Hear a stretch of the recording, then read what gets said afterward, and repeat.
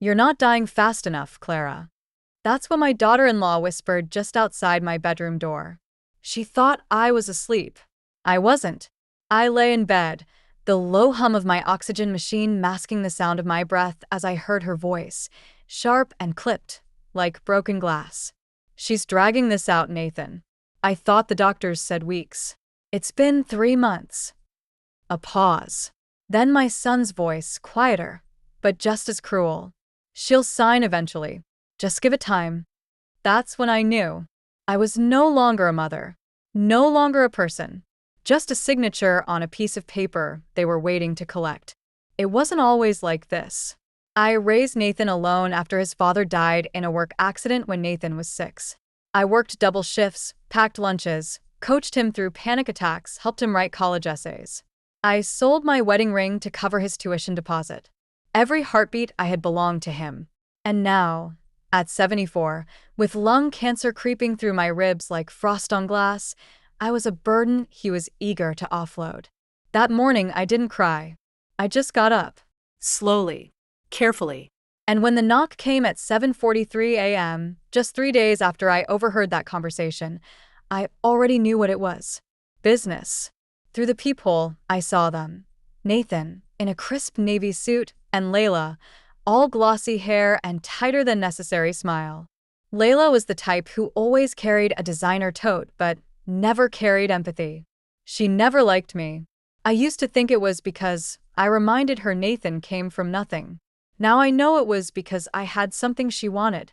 I opened the door slowly. "Mom," Nathan said, a little too loud, a little too bright. "We were just in the area. Thought we'd stop in." He kissed my cheek without waiting for permission. Layla followed him in like she owned the floorboards. "We brought something for you," she said, holding up a sleek black folder like it was a gift. "Just some end-of-life documentation. It's all pretty straightforward. Won't take long." They walked right past me, straight to the dining table. Didn't ask if I'd eaten. Didn't ask how I was feeling. Just sat down, opened the folder, and placed it between us like a ticking bomb. I sat across from them, the weight of the air pressing against my chest harder than the cancer ever did. "What is this?" I asked. Layla smiled with the patience of a woman speaking to a child. "Power of attorney. Property transfer. Financial consolidation. The usual stuff. It's best to get this handled now while you're still able." Still able. I looked at Nathan. "You think I'm not of sound mind?" No, of course not," he said, laughing nervously. "We just want to make sure everything's in place. For your sake." "For mine?" I asked, keeping my voice calm. He nodded. "It's what Dad would have wanted, you know. Family first. Keeping things simple." I nearly flinched. "You don't get to invoke your father," I said, softly but firmly. "Not after this." Layla cleared her throat and pushed the folder closer. "We've already filled out most of the paperwork. You just need to sign. It's really a formality." I picked up the folder. On the front, in bold block letters, "Clara Hart, final directives." I didn't open it. "I'll need to review this," I said, setting it aside. Nathan tried to mask his frustration, but his fingers tapped restlessly on the table. "Mom, we came a long way. And I'm not going anywhere," I said, standing. "So you'll wait." Layla plastered on another smile. "Of course. We'll give you the weekend. No pressure." They stood, gathered their things, and left like realtors after a bad showing. At the door, Nathan turned back. "It's what Dad would have wanted," he repeated. I didn't reply. I waited until their car disappeared down the street before locking the door, drawing the blinds, and sitting back down at the table. I stared at the folder. I thought of my late husband, Marcus. He used to say, "As long as you can still say no, Clara, they don't own you." He built this house with his hands. Each floorboard, each window frame. He died in this house, too. A heart attack in our kitchen, 10 years ago. Nathan was already drifting then, but I didn't see it. Not fully. Now I did. I wasn't just sick. I was prey. I rose again and walked to the back hallway, the one no one ever went down but me, and opened the tall linen closet. Behind the sheets and towels was an old wooden lockbox, The kind you'd mistake for junk unless you knew what to look for. I pulled it out, set it on the table, and clicked it open. Inside, the original deed to the house. Life insurance documents, bank statements, a safety deposit box key, and a sealed letter from Marcus, written 2 days before he died. I opened it slowly. Clara, if anything ever feels off, if they start circling like vultures, don't give them anything. You've got more strength than they know. Use it. Protect what we built. I stared at the letter for a long time. Then I closed the folder Nathan gave me, slid it to the edge of the table, and whispered to the empty room. They think I'm too weak to fight. They forgot who I am. The next morning, I picked up the phone and dialed the only number I trusted. Ruth, I said when the voice answered. Clara, are you okay? I need your help. And I need you to come quietly. Don't tell Nathan. Don't tell anyone. A pause. Then, I'm on my way. Ruth was my sister-in-law, Marcus's baby sister. Retired prosecutor. Smart as a whip and meaner than a snake if you crossed her. We hadn't spoken much since the funeral, but I knew one thing for sure. She loved justice more than most people love their own kids. And I was about to need every ounce of her fire. Ruth arrived less than 3 hours after my call, pulling into the driveway in her rust-stained Subaru with her gray curls tied back and a leather briefcase thudding against the passenger door as she stepped out. She was 70, but she moved like she was 30, purposeful, sharp, and brimming with the kind of fury only a woman who's seen too many people taken advantage of can carry. She knocked once, then let herself in. You look like hell, she said the moment she saw me. You're late, I replied. And just like that, we were on familiar ground again. We sat at the dining table, the same table where Nathan and Layla had tried to carve my future into something convenient for them. I slid the folder across to her and watched her face harden as she read the cover. Clara Hart, Final Directives. They didn't waste any time, she muttered, flipping it open. Her reading glasses perched on the tip of her nose, eyes darting like a hawk. Jesus, Clara.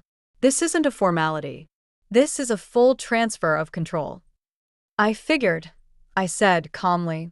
They've drafted a living trust that names them as sole beneficiaries of your estate. Full authority over all medical decisions, access to your financial accounts, and, she held up one page, her mouth tightening. They even tucked in a clause that would give them the right to liquidate the property without notice in the event of medical decline. Medical decline, I echoed bitterly. That's what they're calling dying now. Ruth looked up at me, her eyes fierce. Clara, if you had signed this, you'd have nothing. No say in your care. No legal right to stop them from selling your home. And based on the wording, they've already prepped it for sale. My stomach turned. You think they've talked to a buyer? I think they're talking to several. I closed my eyes.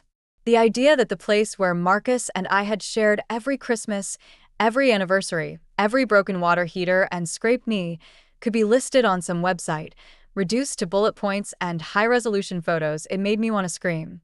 But I didn't. Instead, I said, then let's stop them. Ruth leaned back in her chair, studying me like I'd just grown a second head. You're serious. As a last breath. She smiled for the first time. Good. Then here's what we do. She pulled a yellow legal pad from her bag and clicked open a pen. First, we revoke that power of attorney. You're still of sound mind, and we're going to prove it. That means a physician's letter. I know someone, a colleague from the state's elder abuse division. She'll make a house call. I nodded. Next, we draw up a new living trust, one they can't touch. You're putting this house into that trust immediately.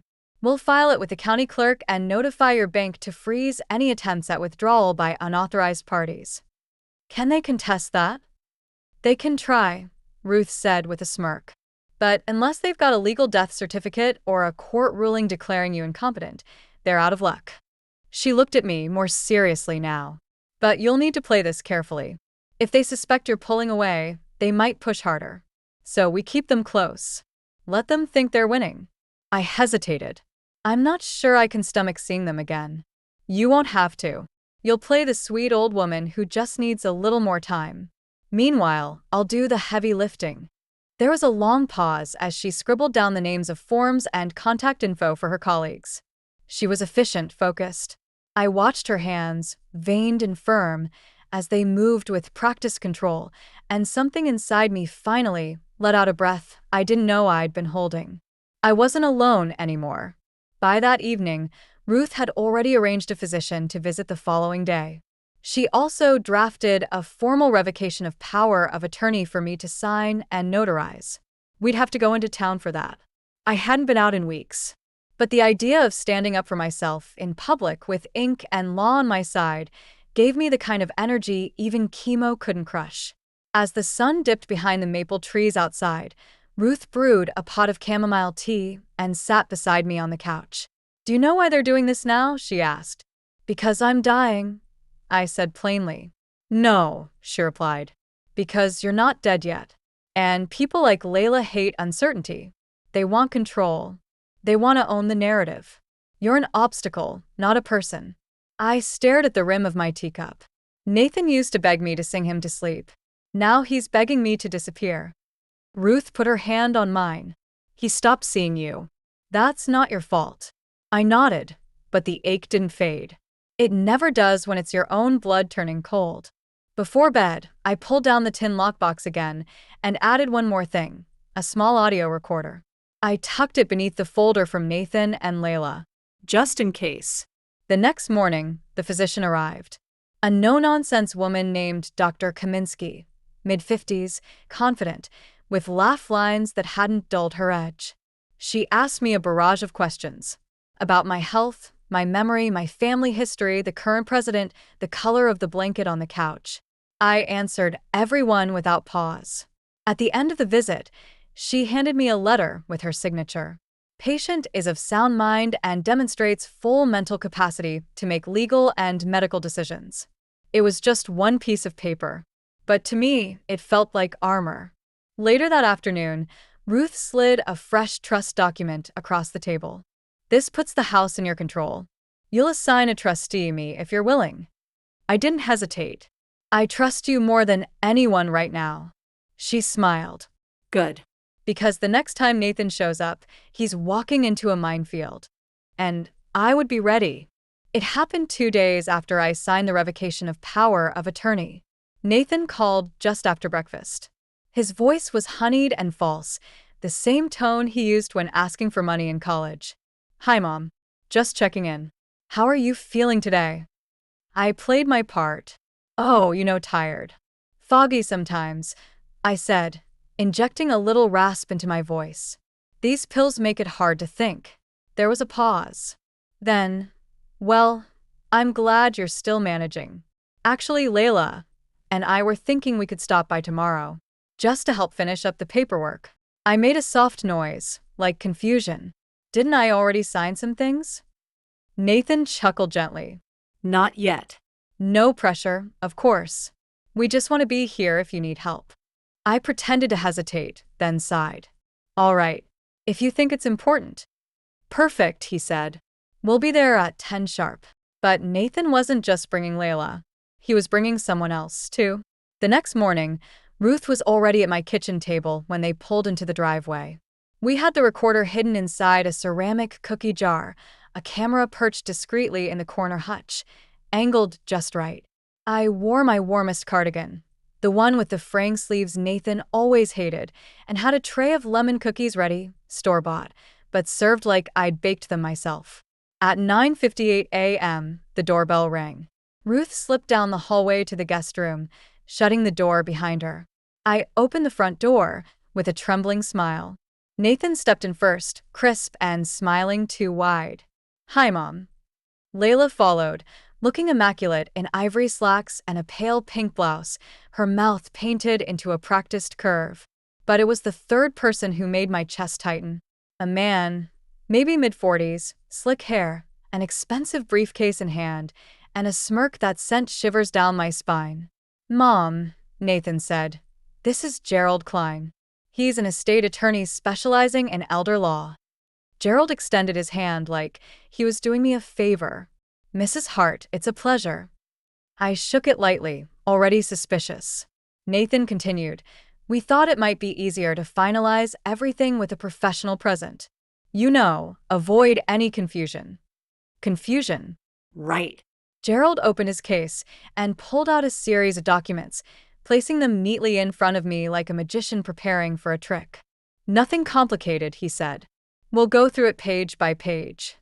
I looked down. The pages were nearly identical to the ones Ruth had reviewed just days earlier. Same layout, same clauses, same trap. Nathan slid into the seat across from me. Remember what we talked about, Mom? This is just in case something happens. It protects you and us. I picked up the pen. Paused. My hand trembled, not from illness, but from restraint. I'm just a little slow these days, I murmured. Would you mind explaining it all again?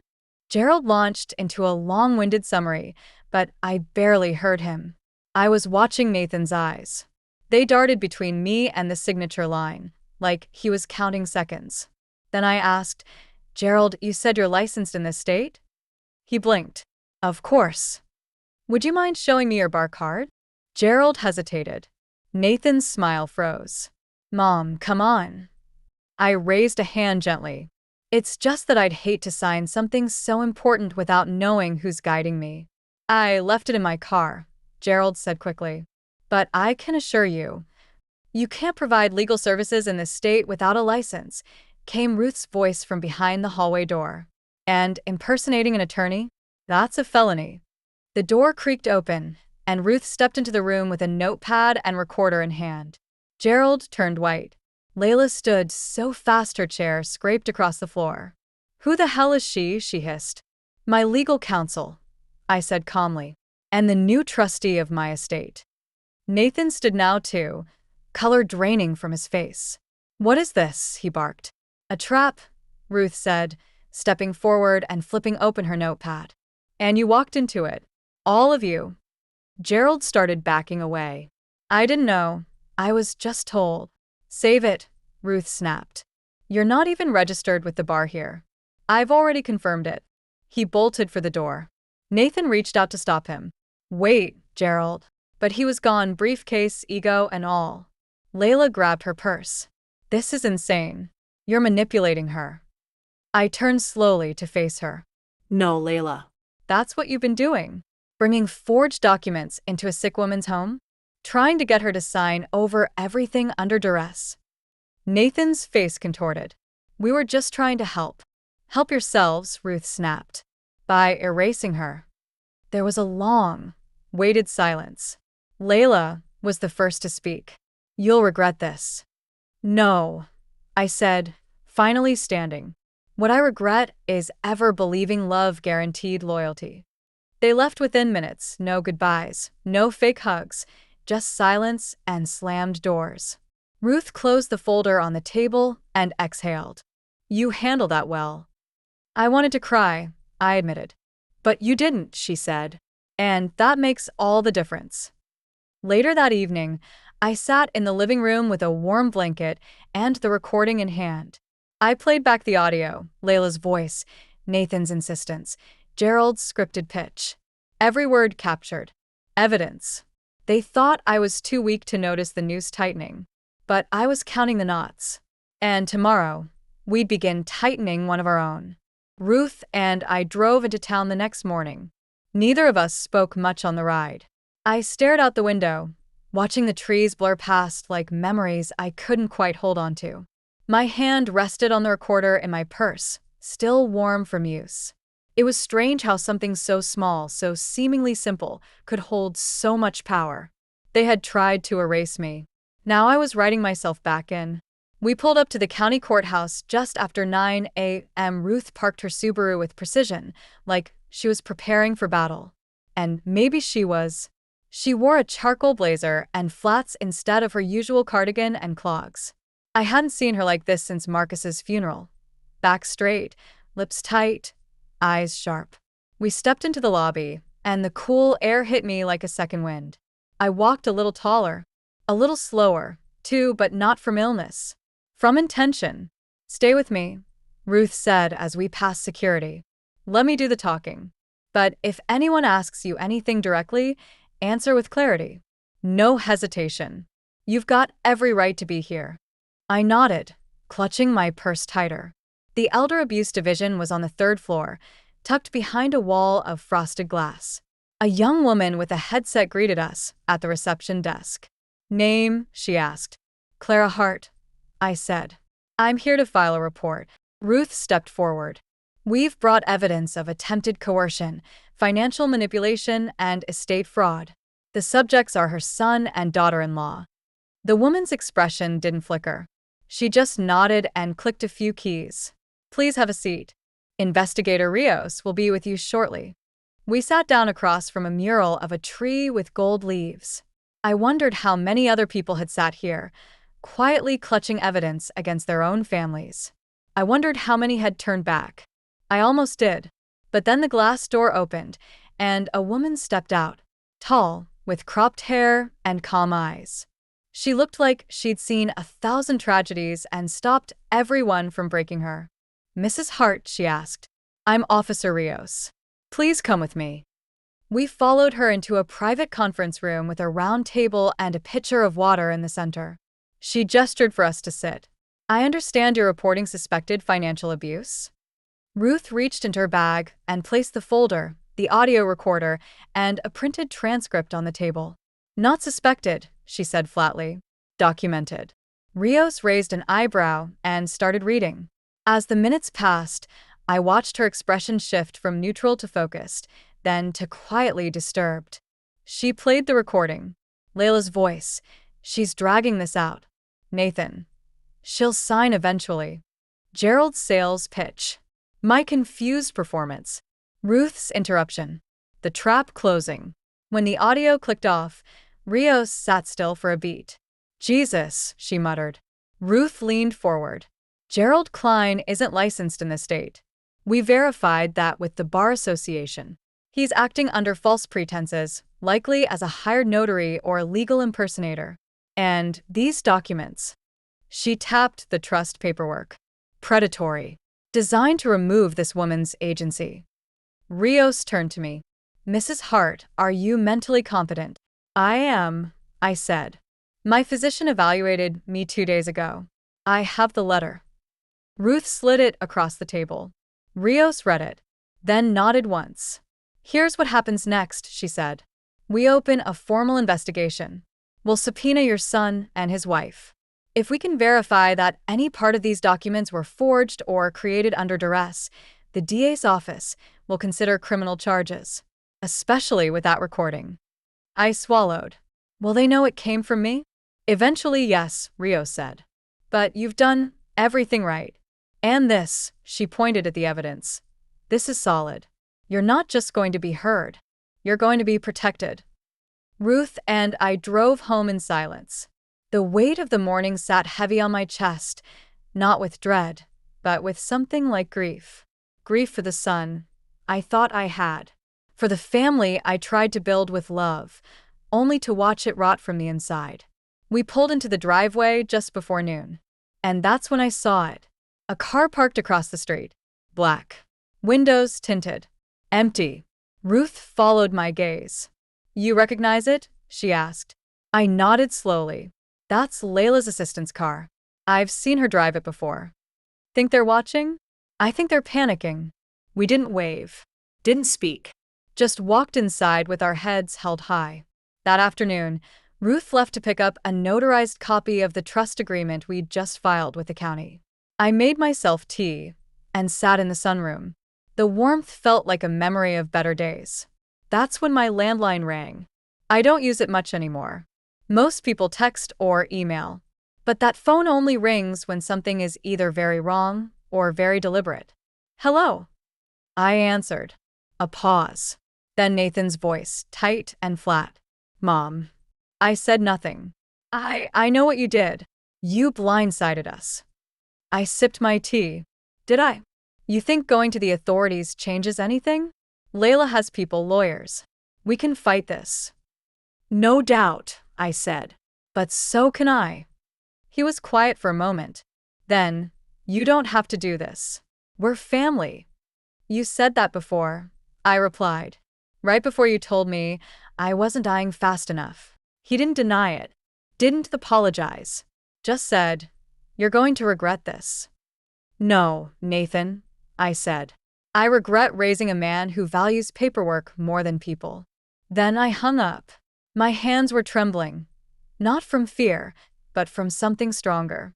Clarity. Resolve. Ruth returned 20 minutes later and found me still at the window, staring out at the black car. It was gone now. Maybe for good.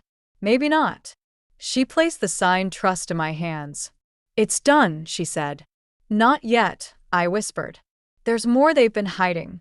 I can feel it." And I was right, because what we uncovered next would break me open. Not just betrayal, but theft. Months of it. And the proof? It was already in my house. I just hadn't looked deep enough yet. The first red flag came from the utility bill. It was a cold Friday morning, the kind where the light filters in gently through the blinds and makes the dust look like glitter. I had just finished my tea and was sorting through mail when I saw it, a past due notice from the electric company. That didn't make sense. I never missed a payment. I paid the bills myself, had for decades, right up until the diagnosis. After the cancer treatments began, Nathan insisted on helping simplify things. He convinced me to link all my accounts to one online dashboard, said it would reduce the stress. Less paper, less pressure. He'd told me. I'd let him. Now I sat there, holding a notice that said my lights were 2 weeks from being cut off. I called the number on the bill. "Yes, Mrs. Hart," the woman on the phone said politely. "It looks like your last 2 payments were declined due to insufficient funds."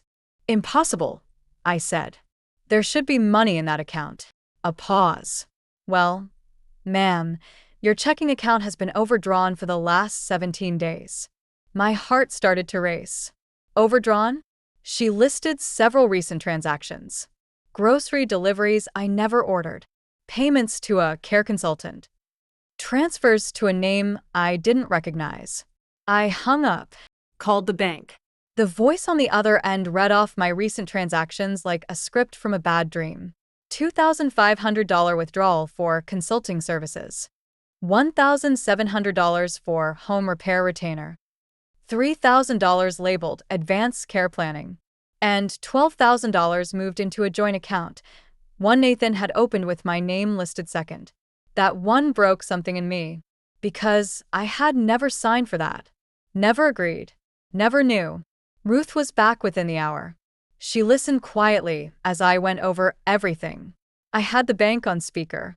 The customer service rep confirmed the joint account had been opened 5 months ago, 1 week after my second biopsy, when Nathan insisted I focus on healing and let him handle the paperwork. "I can send you a copy of the authorization form," the rep said. "But you should know, it was e-signed." I blinked. "I don't use online banking." Ruth's jaw clenched. "Send us the documents." 15 minutes later, my email pinged. The authorization form opened on my tablet with a tap. There it was, my name, my signature. Only it wasn't mine. Not even close. Ruth leaned over my shoulder, squinting. "This is traced," she said. "Sloppy too. The angle is off, and the J hook on your R is missing. You always curl your lowercase letters." My hands were trembling now, but not from age. From rage. "They forged my signature," I whispered. "They've been siphoning you dry," Ruth corrected. "I printed everything. Every transaction, every forged form, every date. We created a full timeline. Nathan and Layla had started accessing my accounts shortly after I began coughing blood. They were methodical, patient, like termites eating through the beams of a house while you slept upstairs. By the time I realized it, they drained over $48,000. My life savings. Ruth leaned back in her chair, arms crossed. "This isn't just manipulation," she said. "It's felony-level theft." "Do we go back to the DA?" I asked. She shook her head. "Not yet. First we go to your bank. We freeze everything. Then we file a fraud affidavit. Then," she stood, eyes burning, "we go to war." The branch manager at the bank was a woman named Melanie. Late 30s, no nonsense, and visibly shaken once she reviewed the documents we handed over. "I need to escalate this immediately," she said. "Do you want me to call law enforcement?" Not yet, Ruth said. File the fraud report. Flag the joint account. Then lock everything down. No withdrawals. No access. I'll file a civil complaint while we coordinate with the Elder Protection Unit. Melanie nodded. I'll personally oversee this. I'm so sorry, Mrs. Hart. I didn't respond. I just signed where they told me. My pen barely touched the paper. The betrayal was still too thick in my throat. That night, I sat alone in the living room, lights dimmed, blanket wrapped around my legs. The house was silent. Too silent. The kind of quiet that isn't peaceful. The kind that waits. Ruth had gone home to file motions and contact her legal network. She promised me this would end in court, that we had enough to make them bleed. But I didn't want blood. I wanted answers. I wanted to ask Nathan why. Why the boy who once cried when I missed a band recital could now forge my signature like it was a chore. Why the man I raised with lullabies and handmade Halloween costumes could siphon my future like it was his right. Why he didn't even flinch when he heard me gasp for air between chemo treatments, but flinched when I hesitated to sign away my home. I picked up the old family album from the shelf, the one with the frayed leather corners. I flipped through it slowly, Nathan at 4, grinning through missing teeth. Nathan at 9, dressed as a pirate. Nathan at 17, arms around me at graduation. Each photo felt like a lie now. Then I turned to the last page and found something I'd forgotten. Marcus's old handwriting. A note tucked between the photos. It was from our 20th anniversary. You built this life. I just held your hand while you did it. If I go first, promise me you'll never let anyone tear it apart. Not even him. I traced his words with my finger, and I made the promise again. The next day, we received a letter from Nathan and Layla's lawyer. Thinly veiled, dressed in legalese. But the message was clear. Cease all false claims, or we will pursue damages. They were threatening to sue me. Me. The woman they stole from. The mother they tried to erase. I looked at Ruth. Let them try, she said. Because we're about to burn their house of lies down. Brick by brick. If she speaks, we all go down. That's what Layla said. Not to me. To a woman named Diane Reyes, a longtime friend of theirs and, apparently, their new PR fixer. I knew because Ruth got the message forwarded anonymously by someone inside the county's Adult Protective Division. Someone who, like us, was tired of watching wealthy manipulators dress up theft as concern. She's not as senile as they're saying, Diane had warned in a voice note. I heard the report came in. They're going to take it seriously. If Clara talks publicly, that's when Layla snapped. Then we're finished. If she speaks, we all go down. And so I did. I spoke. I didn't just file the fraud affidavits. I filed formal charges. With Ruth at my side, we walked into the King County Courthouse on a rainy Tuesday morning and delivered a notarized, witness-backed complaint to the district attorney's office. Everything was inside. The forged documents, the e-signature fraud, the illegally opened joint accounts, the fake attorney, and, of course, the recording. The DA reviewed it and scheduled an emergency hearing for the following week. He promised a criminal investigation would proceed immediately after. But I wasn't done. I contacted the local paper. The editor was a woman named Janelle. She looked skeptical when I first emailed her, a 74-year-old widow with lung cancer accusing her adult children of exploitation didn't exactly scream front page. But then she met me. Then she heard the recording, and read the affidavit, and saw the numbers. Within 24 hours, the story was up online. Cancer-stricken widow exposes $48,000 elder fraud by own family. They counted on me dying quietly. By noon the next day, it was the most shared article in the region. Layla and Nathan's photos were blurred, but recognizable. And the story didn't just name the crimes. It named the shame. The silence I had lived in for months was broken. And suddenly, I wasn't alone. Emails flooded in. Messages from women my age, men in their 80s, caregivers, nurses, even young people who watched it happen to their grandparents. One woman, Carol, wrote, "I didn't even know it was illegal when my son helped sell my car. Thank you for speaking up. I thought it was just me." I cried reading that one. Not because I was sad, because I realized just how many of us had been hiding, suffering in silence, taught to feel like a burden. Not anymore. Nathan didn't call, but Layla did. Blocked number. Midnight. I was awake, sitting at the kitchen table with a cup of lukewarm tea and Ruth asleep down the hall. I debated answering, but something told me not to look away. I picked up. Her voice came through the line like static wrapped in venom. "You ruined our lives," she spat. "No," I said calmly. "You did that yourselves. You think this makes you a hero? You think your little article changes what people see when they look at you? You're a sick old woman who couldn't handle reality." I exhaled slowly. "And you're a thief who can't handle consequences." There was a pause. Then something unexpected. Her voice cracked. "You've embarrassed Nathan. He's lost contracts. Our clients are walking." I said nothing. "Please," she whispered. "We can fix this. Just say it was a misunderstanding. We'll pay back what was taken. All of it. And what about what you didn't take?" I asked. My voice. My dignity. My son. Silence. Then, "You're not going to live long enough to enjoy this anyway." Click. She hung up. I didn't tell Ruth about the call right away. I didn't need to. She could tell by the way I moved the next morning, slow but steady, like a woman bracing for wind but still walking forward. "Do you want to tell the DA about the threat?" she asked. "Not yet," I said. "Let her show her hand first." And she did. 2 days later. It was the morning of the pre-hearing meeting with the DA's office. I had just finished reviewing some final paperwork when I opened the front door to grab the newspaper and found a manila envelope resting neatly on my doormat. No postage. No label. Just my name and handwriting I didn't recognize. Inside, printouts. Photocopies of my old medical records. Letters with my signature, real ones from my early treatment months. And, most alarming of all, a typed statement from a neighbor claiming I'd recently been forgetful, paranoid, and prone to confusion. A full page of it. Fabricated. But cleverly so. It wasn't just a bribe or a threat. It was groundwork. Layla was building a defense, trying to lay the foundation to claim I wasn't mentally competent when I revoked power of attorney, that I'd been influenced, that I was unreliable. I stared at the letter, then at the signature. The neighbor listed? Frances Bell. She'd moved out last year. Layla was counting on no one checking.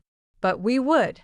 At the courthouse, I handed the envelope directly to the investigator overseeing my case. Her jaw tightened as she read. "Intimidation. Fabricated testimony. They're panicking. And desperate," Ruth added. "Which means they're sloppy. That's good for us." The investigator looked at me. "Do you feel safe at home?" I nodded. "I do now." But I wasn't naive. The more we exposed, the deeper Layla would dig. I was ready, because I hadn't come this far to be buried again. That afternoon, I sat on the porch, wrapped in a shawl, watching a boy from next door ride his bike up and down the sidewalk. His laughter echoed across the yard. It sounded like childhood, like peace. I hadn't had either in a while, but I could still protect mine. Inside, the recorder was charging. The evidence pile was growing. And the real trial hadn't even begun. The courtroom was smaller than I expected. No grand marble columns. No dramatic spotlight. Just pale walls, rows of wooden benches, and a judge whose robe looked more tired than regal. Still, everything about that room felt heavy. The kind of heavy you carry in your chest for months before it ever lands in your lap. Ruth sat beside me at the petitioner's table, her legal pad already open, pen poised like a weapon. Across from us, Nathan and Layla. Nathan wouldn't look at me. Layla looked straight through me. Their attorney, a polished man in an even more polished suit, rose first. "Your Honor, we intend to prove today that Mrs. Clara Hart is no longer mentally competent to manage her financial affairs, and that the actions taken over the last several weeks were the result of undue influence by a third party, her sister-in-law, Ruth Delaney." He gestured toward Ruth like she was a trespasser in a crime scene. She has a long history of personal grievances with the respondents and has manipulated Mrs. Hart into taking actions against her own best interest. Ruth didn't flinch. She just turned the page of her notes. The judge, Honorable Elaine Saunders, a stern woman with sharp cheekbones and sharper eyes, looked at me. Mrs. Hart, can you state your name and age for the record? Clara Hart, I said, voice clear. 74. And are you aware of why you're here today? Yes, I replied.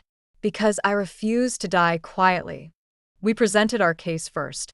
Ruth called Dr. Kaminsky to the stand. She delivered a calm, firm testimony confirming my mental competency. She referenced her evaluation, my ability to make informed decisions, and the fact that I had passed every test for clarity of thought and memory. Then Ruth submitted the recordings, Nathan's manipulation, Layla's remarks, the forged documents. The judge listened without a word, but her pen moved constantly. I watched Nathan squirm as his own voice filled the courtroom. She's dragging this out. She'll sign eventually. Layla's voice. You're not going to live long enough to enjoy this anyway. At one point, the judge raised a brow. Ruth didn't smile, but I saw her shoulders relax slightly. We called Melanie, the bank manager, next. She explained how the joint account was opened with a forged e-signature and that more than $48,000 had been withdrawn under suspicious labels like consulting and future care planning. Then came the surprise. Ruth called a new witness. Your Honor, she said, rising. The petitioner would like to call Ms. Diane Reyes to the stand. Layla stiffened. Her mouth dropped open. Nathan whipped his head toward her. Who? He hissed. The door at the back of the courtroom opened, and in walked Diane. Tall, confident, early 50s, in a navy blazer and flats. Her eyes met Layla's like two swords clashing midair. She took the stand, raised her hand, and was sworn in. Ruth stepped forward. Ms. Reyes, how do you know the respondents? I worked in corporate PR with Layla for nearly 6 years. We're friends. Or were, she said, voice steady. And why are you here today? Because Layla asked me to fabricate a character statement that would make Mrs. Hart appear mentally unstable. She told me, quote, if she speaks, we all go down. There was a stunned silence. Ruth nodded. Did you fabricate such a statement? I wrote a draft, Diane admitted. But I never signed it. I couldn't. It was a lie. Ruth handed a copy of the unsigned letter to the judge. Let the record reflect that this is identical to the character statement mailed anonymously to Mrs. Hart's residence, with the same font, spacing, and phrasing. The judge skimmed it, then looked up at Layla. Layla's face was drained of color. Nathan sat rigid, hands clenched so tightly the knuckles turned white. No further questions, Ruth said. Diane stepped down and walked past the defense table. Layla refused to look at her. The defense tried to regain footing. Their lawyer called a family friend, someone I hadn't seen in years, who claimed I was forgetful, reclusive, and not herself lately. But under cross-examination, Ruth revealed the woman had last seen me 10 months ago, before the diagnosis, before everything. Then came Nathan. He took the stand with an air of false sincerity, hands folded, jaw tense. I was trying to help my mother, he said. She was overwhelmed, emotionally volatile. She cried a lot. She was losing track of things. I thought I was protecting her. Ruth stood. And is that why you forged her name on a joint bank account application? Nathan hesitated. I didn't forge anything. There must have been a misunderstanding. We have handwriting analysis confirming it wasn't hers. Nathan's jaw twitched. Is that why you brought an unlicensed individual posing as an attorney into her home and pressured her to sign legal documents under false pretenses? Nathan's voice cracked. I didn't know he wasn't licensed. Ruth raised her voice, just enough. Mr. Hart, isn't it true that what you really wanted was control? He didn't answer. Isn't it true that you assumed your mother wouldn't live long enough to challenge any of this? Still, silence. The judge leaned forward. Mr. Hart, answer the question. Nathan looked up, finally, eyes glassy, voice barely a whisper. I didn't want to wait. The courtroom was silent. So silent I could hear my own heartbeat in my ears. I looked at the boy I raised, now a man I didn't recognize. He wiped his eyes with the back of his hand. I couldn't tell if it was guilt or shame or just the collapse of a plan gone wrong. I didn't care anymore, because the truth was on record. And so was my pain. After court adjourned for the day, Ruth and I walked down the marble steps in the late afternoon light. "They'll deliberate tonight," she said. "We'll likely hear tomorrow." I nodded. "I'm proud of you, Clara." I looked up at the sky. "I'm not proud," I said. "But I'm no longer ashamed." She nodded. And we went home. The courthouse was quiet the next morning. Too quiet. The kind of quiet that hangs in your lungs and makes you wonder if you remembered how to breathe. Ruth and I sat in the third row of the courtroom, closer to the front than I wanted, but not so close that I'd have to look at Nathan when the verdict came. Judge Saunders entered exactly on time. She adjusted her glasses, looked over the rim of her bench, and went straight to reading. Her voice was calm, controlled, but every word felt like a hammer.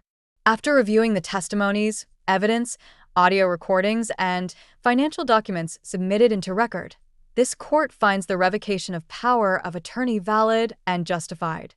The petitioner is deemed mentally competent and capable of managing her own affairs.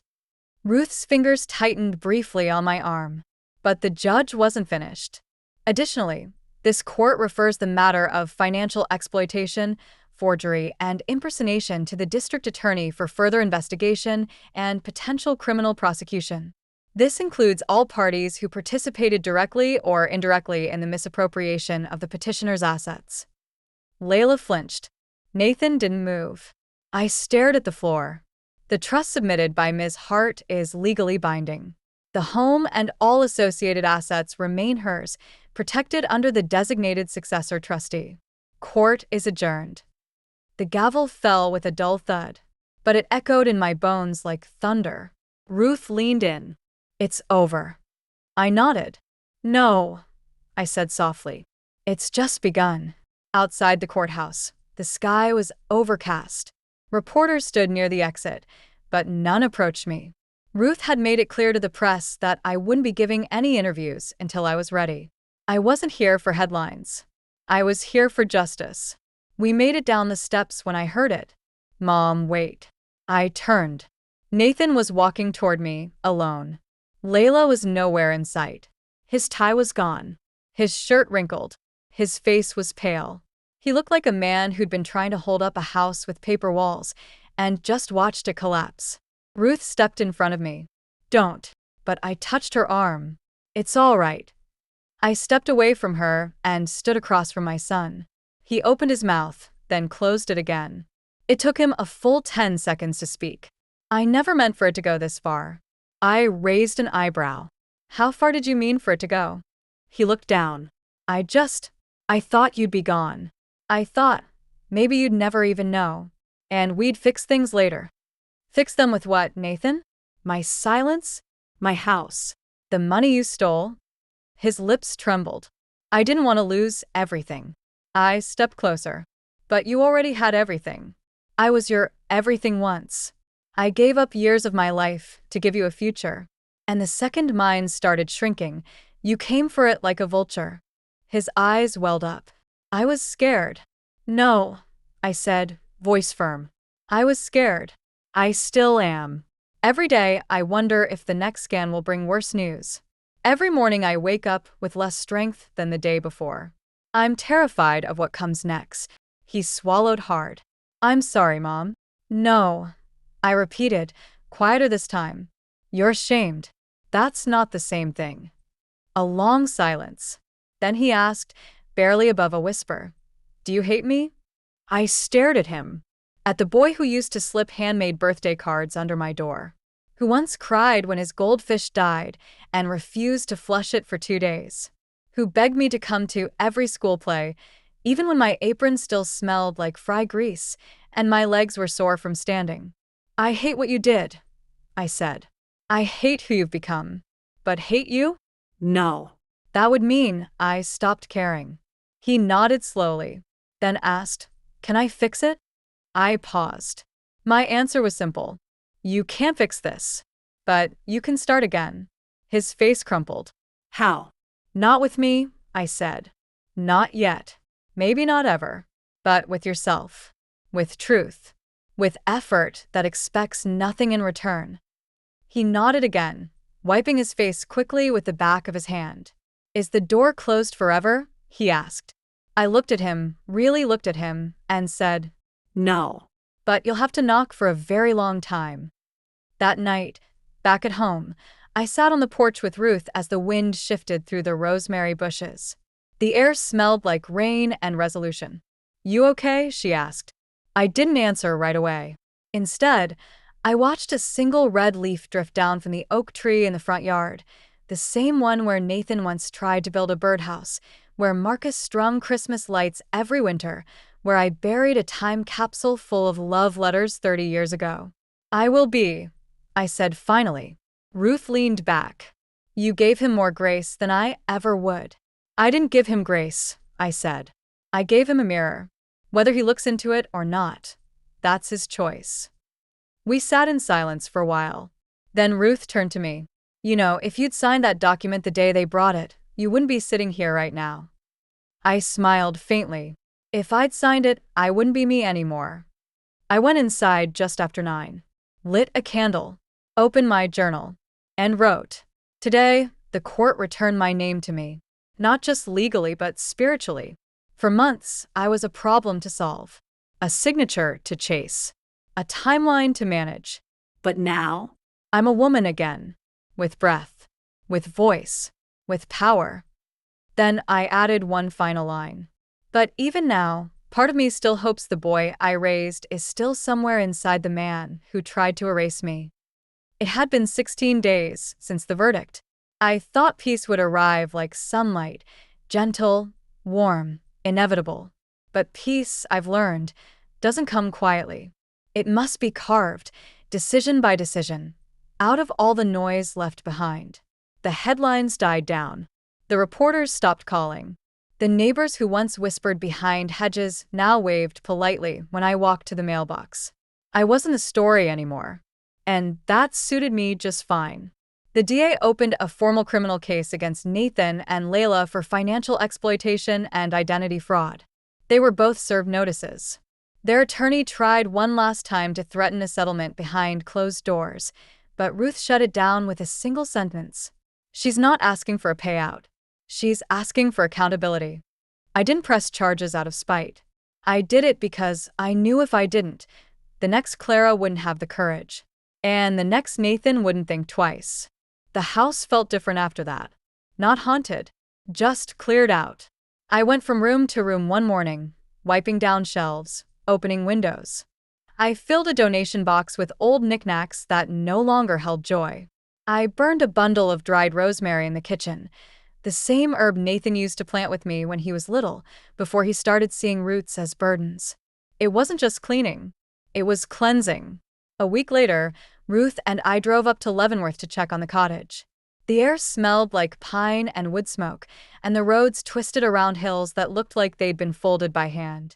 The cottage sat at the end of a narrow gravel drive, paint peeling, shutters crooked, but still standing, stubborn and proud. Like me. This was going to be a retirement place, wasn't it? Ruth asked as we stepped onto the porch. It still might be, I said. Inside, the floors creaked under our feet. Dust danced in the sunlight streaming through the tall windows. A few wasp nests in the corners. A broken banister. But it was solid. It was mine. I handed Ruth an envelope before we left. Inside was a deed transfer form. Put this in the trust, I said. And if anything ever happens to me, sell it. She blinked. Sell it. I nodded. And use every penny to fund a scholarship. Single mothers, age 40 and up. Anyone rebuilding from scratch. Ruth smiled softly. That's a hell of a legacy. No, I replied. That's just the start of one. Back home, life returned to a quiet rhythm. I joined a small book club at the library. Started attending Sunday services again, not for God, necessarily, but for the silence in the pews. For the gentle reminder that some things still felt sacred. I even started painting again. Not portraits, just colors. Fields, skies, shapes. Something about putting beauty back into the world, even if only on canvas, helped me remember that I still had something left to give. One afternoon, I was in the backyard tending to my rosemary when I heard the front gate creak open. I turned. Nathan stood there, holding something in his hands. A potted lavender plant. He didn't walk forward, just stood at the edge of the path like a man unsure if the bridge had been burned or simply left unlit. "I didn't call ahead," he said quietly. I wiped my hands on my apron. "I figured." He took a breath. I've been going to counseling. Financial restitution's been arranged with the DA. I know it won't undo what I did, but I'm trying." I looked at the lavender. He held it out like an offering. "For the garden," he added. "Thought it might belong here." I hesitated, then reached out and took it. "It'll need sun," I said, walking past him to plant it. Nathan followed, not saying a word. He crouched beside me as I dug the hole. His movements were hesitant, quiet. We planted in silence. For once, it wasn't uncomfortable, just honest. Afterward, he sat on the porch steps while I sipped from a thermos. "Mom," he said finally, "do you hate me?" I turned to him slowly. "No," I said, "but I don't trust you. Not yet." He nodded. "Fair." Then he reached into his jacket pocket and pulled out a folded piece of paper. "I want you to have this." I unfolded it. It was a letter, typed but signed by hand. A formal withdrawal from any future claim to my estate. My counselor said if I want to rebuild anything with you, I have to start with what I tried to steal. So this is me letting it go. I read it again. Then set it down. "You know it's not about the money." "I know," he whispered, "but this is the only apology that counts." I didn't cry, but my throat closed anyway. That night, I added the letter to my lockbox, alongside the deed, the bank forms, the notarized trust, and a new note I'd written that morning, addressed not to my attorney, but to myself. Today I chose peace. Not for him, for me. A week later, on my 75th birthday, the house was filled with laughter. Ruth brought lemon cake. My neighbors brought casseroles. The women from the book club surprised me with a card signed by all 12 members. Even the mailman, George, stopped by to wish me well. And just before sundown, Nathan arrived. No fanfare, no gifts, just him and a simple paper bag. He walked up to me in the backyard as I watered the rosemary. "I brought something," he said. Inside the bag, a photograph. It was old, faded. Me, Marcus, and a 5-year-old Nathan on the porch of this very house. Nathan was holding a plastic shovel. I was mid-laugh. Marcus was looking at me like I hung the stars. Nathan looked at the photo, then at me. I found it in a drawer. Thought maybe it should come home. I took it, held it for a long time, then said, "This was before everything changed." He nodded. "Maybe it's not too late to change it again." I didn't answer, just smiled softly. And that night, before I went to bed, I placed the photo on my mantel, between the candles, next to the lavender he'd brought. Not because everything was healed, but because healing had begun. If Clara's story moved you, don't forget to like, comment, and subscribe for more powerful real-life inspired dramas just like this. Have you ever had to reclaim your voice when others tried to silence it? Tell us your story below, because your truth might just inspire someone else to fight for theirs. Thanks for watching. And remember, legacy isn't what you leave behind. It's what you choose to live out loud.